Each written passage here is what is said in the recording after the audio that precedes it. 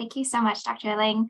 In the interest of time, we'll keep going. So next up is Dr. Ethan Perlstein, who will be presenting on yeast-powered drug repurposing for Leigh syndrome. Hey everybody, something's weird with my camera, so I'm gonna keep that off, but I'll start sharing and hopefully try to get us back on time a little bit. So wonderful to be presenting to you all here. I'm going to tell you about yeast-powered drug repurposing for Leigh syndrome. If you want to learn more, you can check out Perlara's Substack called Cure Odysseys, and also check out Cure Mito Foundation's website where they have information about this project as well. Okay, I want to remind the audience that yeast have mitochondria too. We talk about a lot of other models, and I think sometimes we overlook that the simple model, so-called simple model like yeast, can also participate in drug discovery or drug repurposing or therapeutic efforts for mitochondrial disease, because mitochondria, after all, are conserved. And also just want to remind you here that yeast are responsive to their environment, and you can grow yeast under a condition where they become more dependent on their mitochondria. So in this experiment, you're seeing a GFP or green fluorescent protein labeled mitochondria, and we have cells growing on the left in glucose, which the yeast cells are able to ferment and derive energy directly through glycolysis. But if you grow them under a non-fermentable carbon source like glycerol, where you force them to use their mitochondria proliferate. And you get this expansion of these tubular networks, more mitochondria, period, more respiratory capacity overall. So yeast have mitochondria, and they can be exploited quite easily in various types of screens. And I want to focus my discussion today mostly on SIRF1 deficiency as a representative of complex 4 deficiency, which is, of course, representative of Leigh syndrome more broadly. And I'm zooming in on the active site of complex 4, cytochrome C oxidase, and really just want to drive home the message that this active site is very complex. You see many components. There is a heme molecule here, and that's coordinating that green iron atom there, that metal. And then you have in purple, these copper metal ions as well, which have to be positioned in just the right place. You also have this very unusual post-translational modification where this tyrosine and this histidine get together and form a crosslink. So the geometry and the orientation of all of these actors, if you will, in this active site have to be precisely coordinated. And sort of drawing an analogy to SIRF1 and its function as a choreographer in a way that's helping get all of the subunits of complex 4 in the right order, in the right sequence, in the right spatial geometry, because otherwise it doesn't work. And I want to point out actually that this is not a novel concept. The first yeast models of SIRF1 deficiencies were actually published 20 years ago, or over actually 21 years ago. And the concept was really simple. You can grow yeast under conditions, again, where they are required to use their mitochondria. So if you're looking on panel C here at the bottom, this is a spotting assay. So each of these little spots is a carpet of yeast growing. So there's many, many yeast cells. You can't see them individually, of course, but you're seeing a dilution series. So the spots are having tenfold fewer yeast as you go from spot to spot, from left to right. And YPD is just the standard media that yeast grow in with glucose.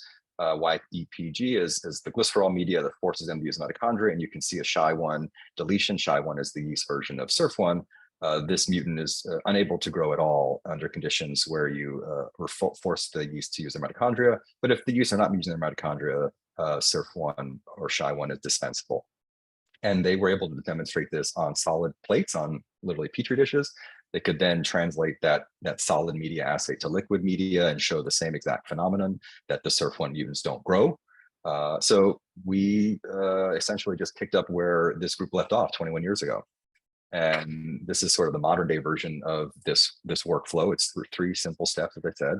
The spotting assay here, where you can quite visually easily see, is there yeast growing or not? You then move on as in a second step to this liquid format where you're growing yeast in culture, in broth, and you're measuring how many yeast cells are actually present. And we have an assay that's based on luminescence, and I can get into those details offline. But suffice it to say that we progress to a third step called the Z prime optimization, where on the left side of this 3 to 4 plate, where you see all the orange and the color, that represents a positive control. So that's what a wild type yeast growth would look like if you translated the growth into color intensity. And then on the right-hand side of the plate is the SHI-1 deletion. And you don't really see, it's dark. And that means that there's no growth. And so we're looking for these little speckles of light, which suggests that there's a compound that is in that well that is allowing the SIRF1 mutant to grow. And I should note here that we are modeling SIRF1 deficiency in yeast as a whole gene knockout, because the loss of function nature of SIRF1 deficiency is so clear, and many of the alleles themselves are deletion or truncated alleles. We decided to just create this generic knockout avatar to represent all SIRF1 deficiency. So this was the setup that we ran out of our distributed pop-up lab in the Bay Area. And I want to show you some quality control checks. So we were able to compare a haploid and a diploid. So in yeast, you can take advantage of the fact that this organism grows either with one set of every chromosome or two copies like we do. And you can create a SHI-1 deletion in both of those contexts. And here I'm just showing you a Z-score comparison between a screen of about 2,000 compounds against the haploid SHI-1 deletion, and then the same exact compound screened against the diploid SHI-1 deletion. And we didn't really expect there to be any difference. Ploidy shouldn't matter, it's still a SHI-1 delete. And in fact, we see really tight correlation between these two conditions. We then screened a much larger compound library of about 13,000 molecules, known as the reframe library. And this is another quality control check here. We screened this in 3 batches. And the orange points represent test compounds.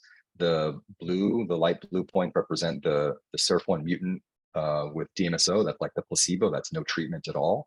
And then the magenta, the purple points represent the wild type, the positive control, the yeast that has functional SIRF1.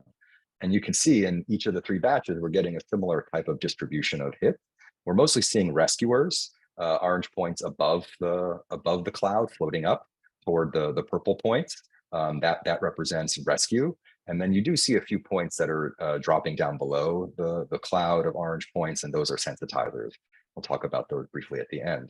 But I think the major takeaway here is that from batch to batch, which these were run on different days with different yeast inocula and so forth, and we see overall the same distribution where it's mostly rescuers. We do see some sensitizers in each condition.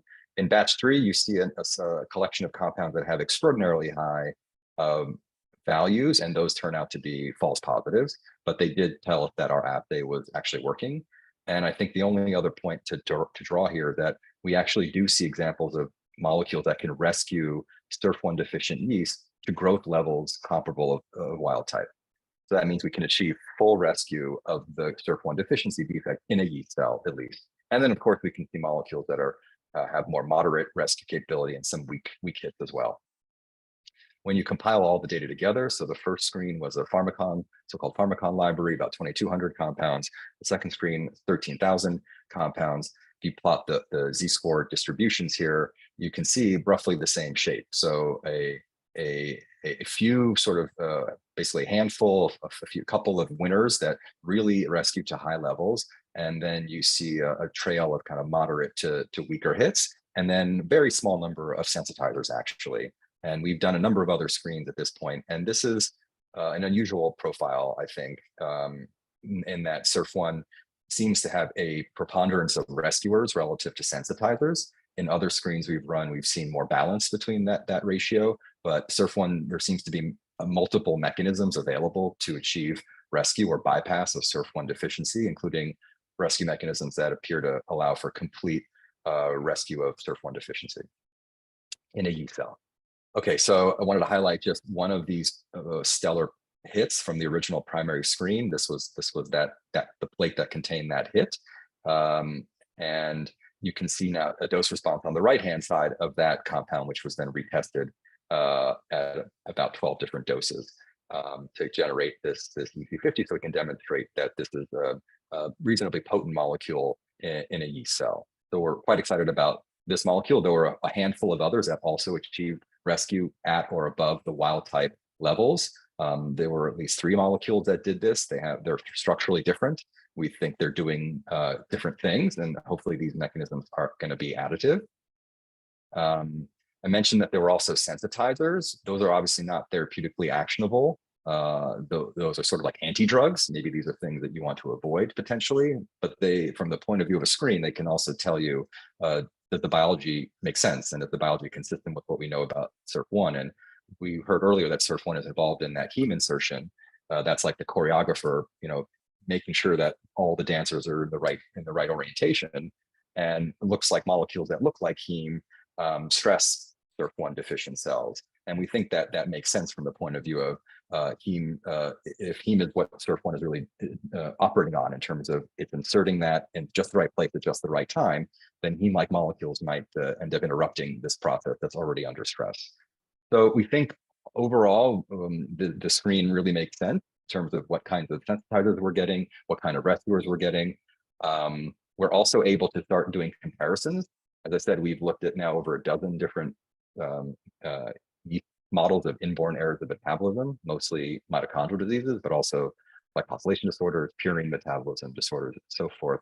And we can start to do these comparisons and ask, is the rescuer always a rescuer? Or is the rescuer sometimes a sensitizer in a different genetic model? And what we found here is we can compare SIRF1 on the y-axis to 3 different MECR or mitochondrial fatty acid synthase deficiency mutants. And we can see that there are a couple of at least three hits that are strong rescuers between that are shared between the two. But there's a fair number of specific hits that are just sitting atop each X or Y axis, which means it's a hit that's specific to that mutant. And then there does seem to be, at least with this one mutant here, a few SIRF1 hits that seem to actually sensitize this MECR mutant. So we think that we're just starting to scratch the surface of this data set and the biology that we hope it reveals.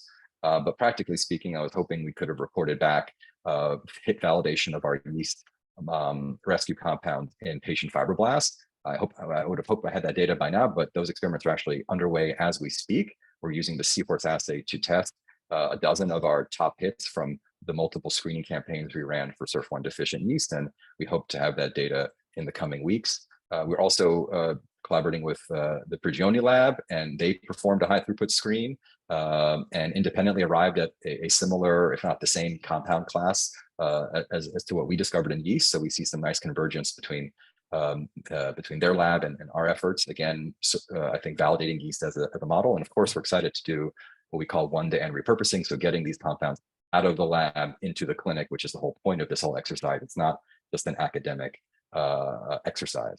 And I want to acknowledge the Perlara yeast team, UCSF and UC Berkeley high throughput screening centers, the Badass Labs for allowing us to incubate in a flexible on-demand startup space. And then of course, Cure Mito Foundation for funding. I know we're behind, so hopefully we've caught up a little bit on time here.